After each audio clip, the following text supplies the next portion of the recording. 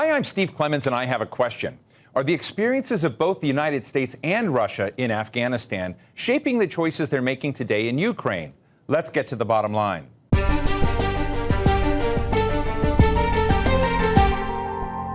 It was a war that took countless lives, and it cost the United States more than $2 trillion. But it's also a war that most Americans would really like to forget. In the aftermath of the attacks of 9/11, Afghanistan was the first country targeted in the so-called global war on terror. It was governed by the Taliban, and the Taliban had given shelter to al-Qaeda. So invading the country and toppling its terrorist-hugging leadership was initially a really popular move by President George W. Bush. But by the time President Donald Trump was elected, it had become what he called a forever war. Decades before that, Russia had invaded Afghanistan and tried in vain to control that country for 10 long years. Last year, President Joe Biden made the risky decision to pull out, and almost immediately, the Taliban were back in power. My guest today has had a ringside seat not only to the wars in Afghanistan from beginning to end, but also to U.S. government involvement in that region over the last 40 years. He's also one of the nation's leading strategic thinkers and has important insights into the state of American power today, how it's perceived, and what he believes should be done in response to Russia's invasion of Ukraine. He is Zalmay Khalilzad, former U.S. ambassador to Afghanistan and to Iraq and the United Nations, and most recently he served as the special representative for Afghanistan reconciliation up until he resigned last October. Ambassador Khalilzad, it's great to be with you today. Look, I want to start not with Afghanistan. We're going to get to that. But you have written a fascinating piece in National Interest magazine, and it's titled Vladimir Putin's Pyrrhic Choices in Ukraine. And I'd love our audience to hear the clarity. You say that Vladimir Putin has an option. He can kind of keep things going and try to degrade Ukrainian morale and forces. He may escalate. He could try a conventional attack against the NATO ally, or upgrade his response in Ukraine, or he might even make a nuclear attack at some level, or he could find a way to some sort of acquiescence to a peace process. But in this, I just want to read something for our audience. You say about the role of the United States. You say, on deterring the use of nuclear weapons against Ukraine, Washington must indicate that such a step will bring retaliation along the lines of obliterating a Russian formation in the Black Sea or targeting major Russian land formation in Ukraine. These responses need to be reviewed, preparations made, and that Russia needs to know that it will almost be permanently isolated, even from countries like China and India. It's a very incredible articulation of what the response in a nuclear attack might be. I'd love to have your thoughts about that, what the response to the article has been, because I haven't seen anyone make this kind of statement. Well, thank you very much, Steve. It's good to be with you. With regard to the article, there has been a lot of reaction, positive reaction, reaction that says good that these ideas are out there to be debated, to be considered. Russia is in a difficult situation in Ukraine. It is very important for Russia. It's a declining power, but is nostalgic about the empire that it had, that it was, and Ukraine was a critical part of that empire. And Vladimir Putin would like to restore that empire, but he has miscalculated. It has become much harder than he thought. He's changed objective already once, from wanting the whole of Ukraine to half of Ukraine. And in the half that he wanted, he's having real problems. And so he faces these very tough choices. And we can shape those choices by what we say and what we do. And the potential use of nuclear weapons in Ukraine against a NATO ally of ours, or even a strike against the United States, are issues that the broader elite in Russia are debating, and different people are advocating for different options. There is no indication that Russia is prepared at this point to do so, but the idea of the debate and Putin's references implicitly to nuclear options require that we don't dismiss this possibility and think about it and try to shape Russian actions.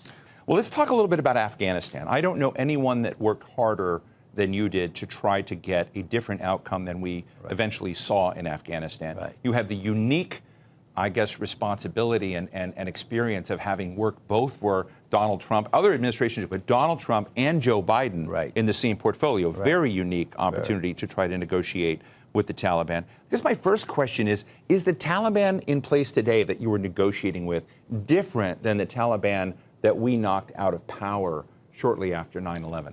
Well, they said they were, when I negotiated with them, that they had made serious mistakes the last time when they were in power, and that they had been punished severely by the United States and the coalition for one mistake, as they said, and a mistake that they say they inherited. Harboring al-Qaeda was the one mistake they made? Because they had inherited that from the previous government that they took over from in the 90s.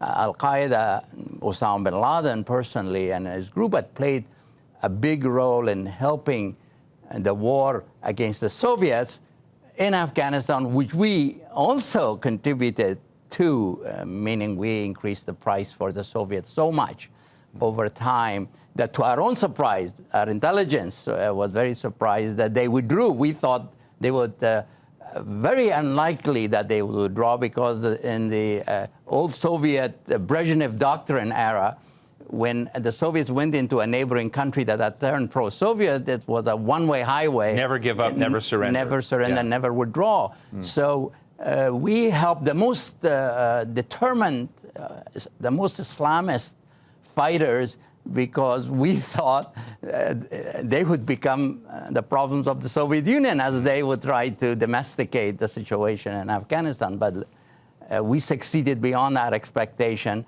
And to some extent, what we see today in Afghanistan still is playing out some of the things that were happening in the 1980s. You were one of the world's leading experts, yes, on the Soviet invasion and fall in Afghanistan. Right.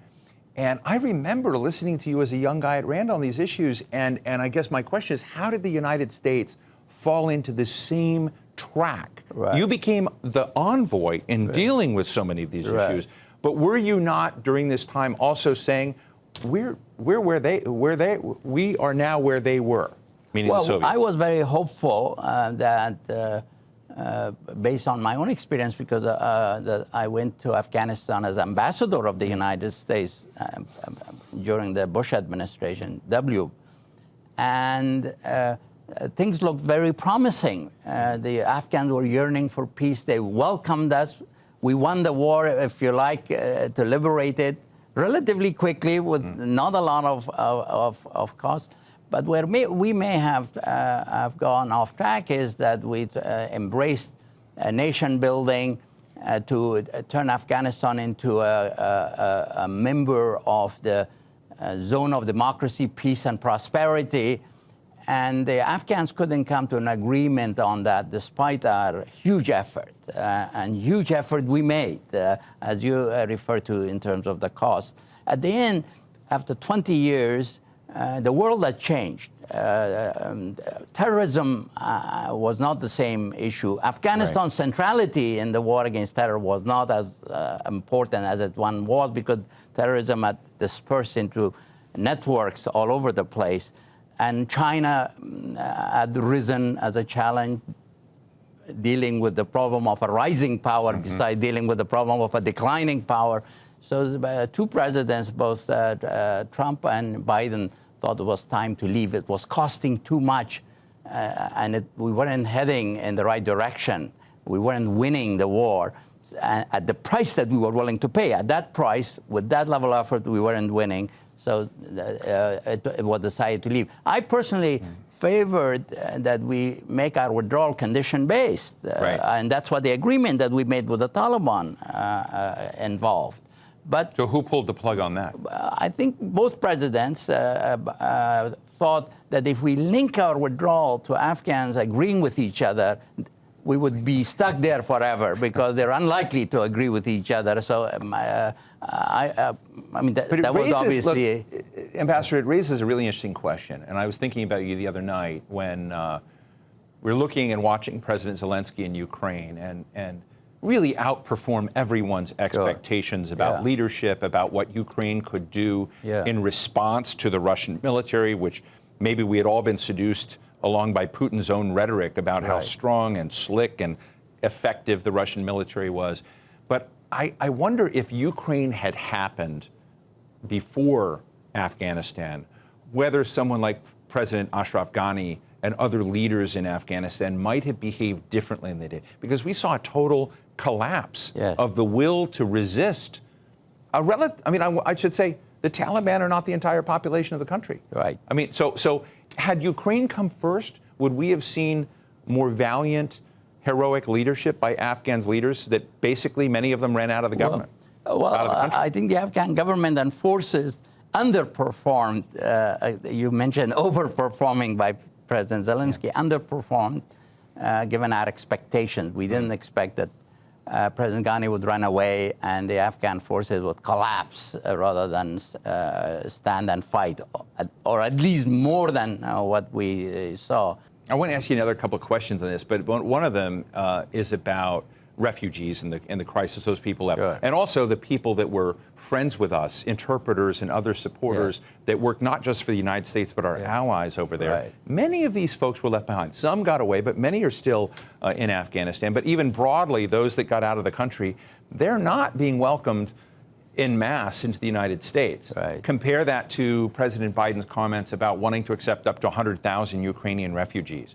Is there an element of racism there? Is there an element of discrimination between our friends in Afghanistan and those who are current victims in Ukraine? I don't believe that. We brought out of Afghanistan during the 2 weeks at the end of August over 100,000 Afghans. And many of them to the United States. Some went to Canada or other countries. And second, the process continues. Even recently, I was on a trip to Pakistan, and in my private capacity, I raised the issue of Afghans who want to get out and don't have papers. What can be done to help them? So this is a and is Pakistan helping? Pakistan is helping. In fact, they said they've allowed thousands to come out on humanitarian grounds when embassies have asked for their help. So this is an ongoing process. It's not finished yet. I think the military did an amazing job our military to bring out over 100,000 people. No other military in the world could have done that in 2 weeks. Is there any hope that the United States may actually eventually normalize with Afghan leaders? Of course, the hope is there that we will have normal relations with Afghanistan, that Afghanistan can rejoin the family of nations.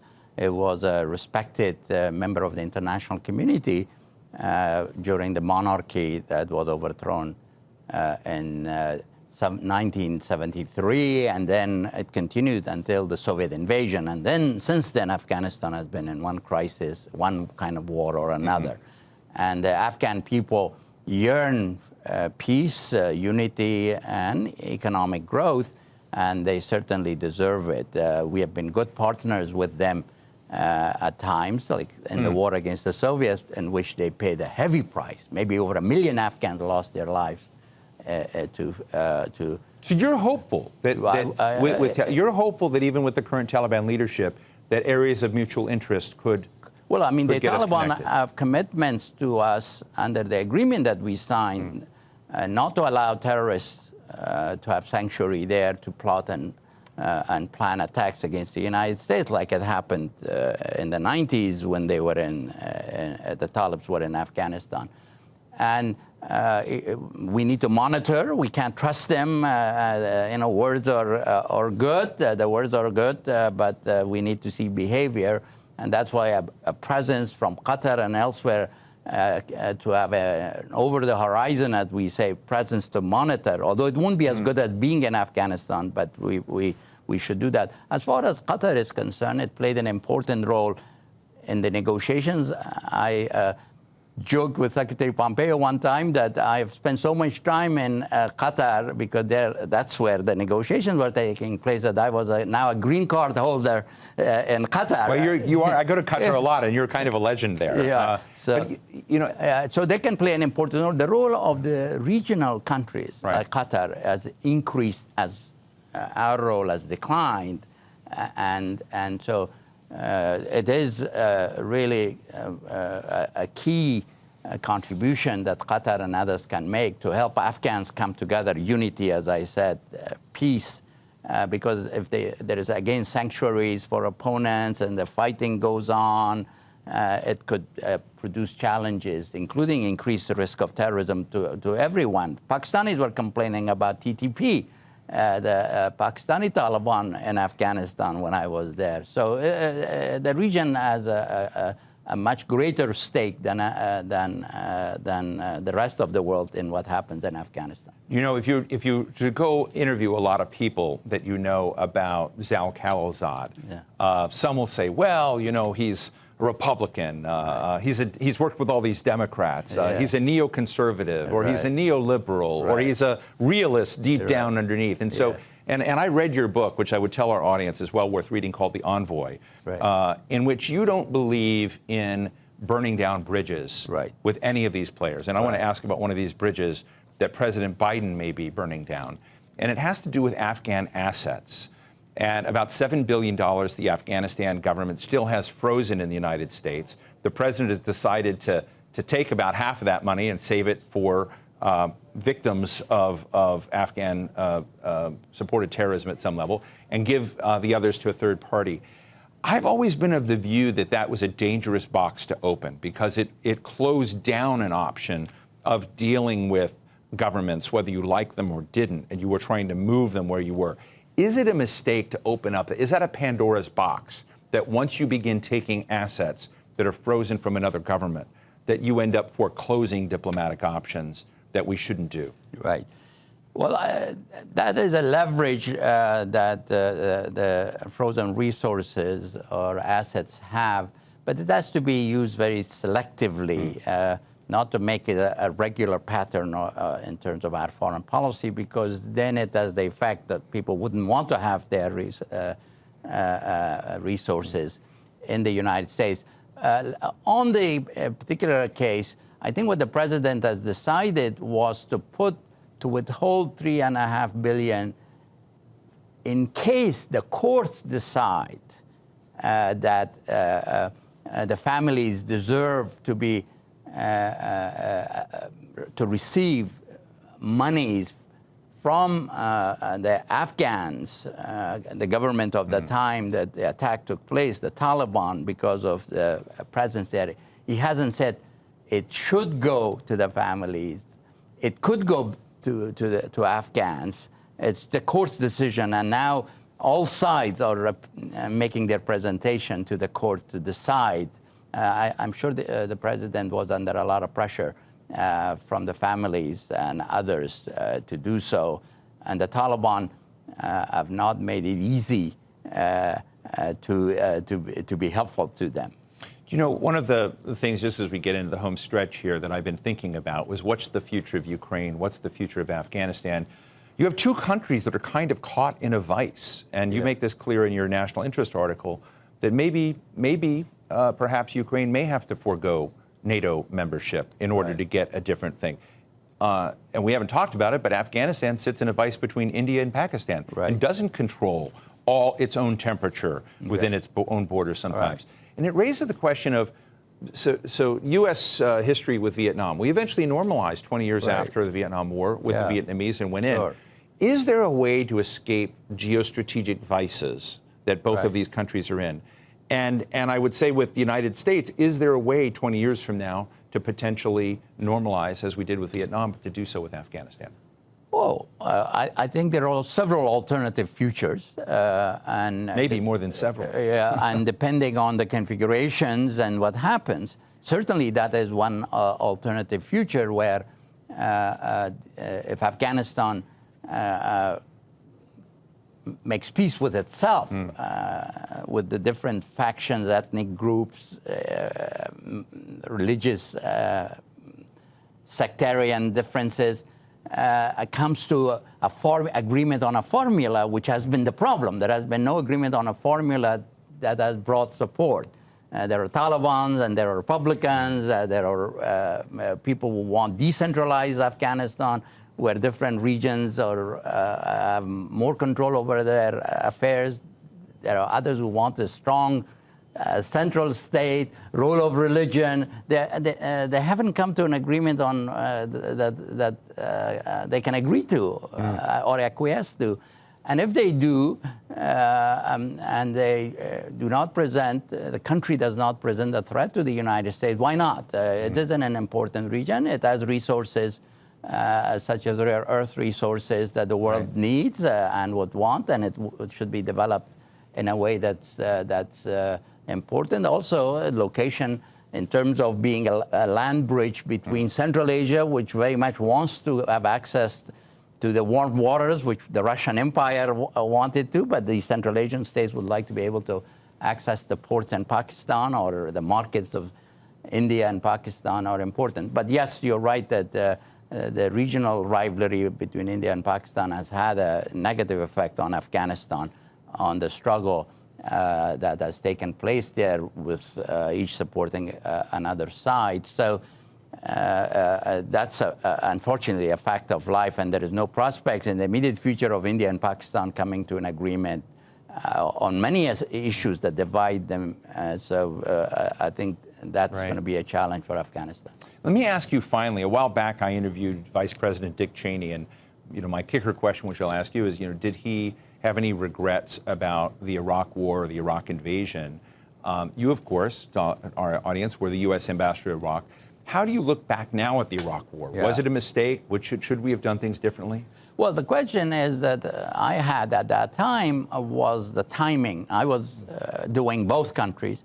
And I was simultaneously, and I said, well, I mean, if it's not urgent, can we let's finish Afghanistan? But of course, the judgment was made. I have had regrets myself, questions about how we did it. Timing is one. How we did it. Did we need to dismantle the Iraqi army? Did we need to govern Iraq ourselves? It was supposed to be liberation. We declared an occupation government. So it didn't have to be this way. And then were we attentive to kind of regional meddling as much as we should have, particularly Iran, which took advantage of the situation in Iraq and is now quite influential in Iraq. So, yes, I think it's clear that some mistakes were made, yes. Well, Ambassador Zalmay Khalilzad is someone who makes me want to have a 2-hour show, because this could have gone on for a long time. He is former U.S. Special Representative for Afghanistan Reconciliation, former Ambassador to the United Nations, Iraq, and Afghanistan. Ambassador, thank you so much for joining us today. Well, Steve, it's great to be with you. Pleasure. So what's the bottom line? Trying to change the course of Afghanistan was an expensive effort that, in my view, failed. Some saw it as neocolonialism, bound to not turn out well. Vast amounts of money were spent and the might of the American military was brought to bear, but nothing changed the geostrategic vice that Afghanistan sits in. The same applies to Ukraine. Even if Moscow and Kiev duke it out, does it change geography and history? My guest today laid out a bleak scenario, in my view, in which there are low-cost ways to deter Russia, but America has to be all in, even if it means facing the possibility of Russia using nuclear weapons. These days are similar to periods before the United States got involved with Europe in World War I, and then again in World War II, after years of hesitation. Can the U.S. remain comfortably distant this time? The choice matters, as one choice gives permission for aggression around the world, and the other means major costs for the United States and its citizens, but it also imposes costs on the bad guys. And that's the bottom line.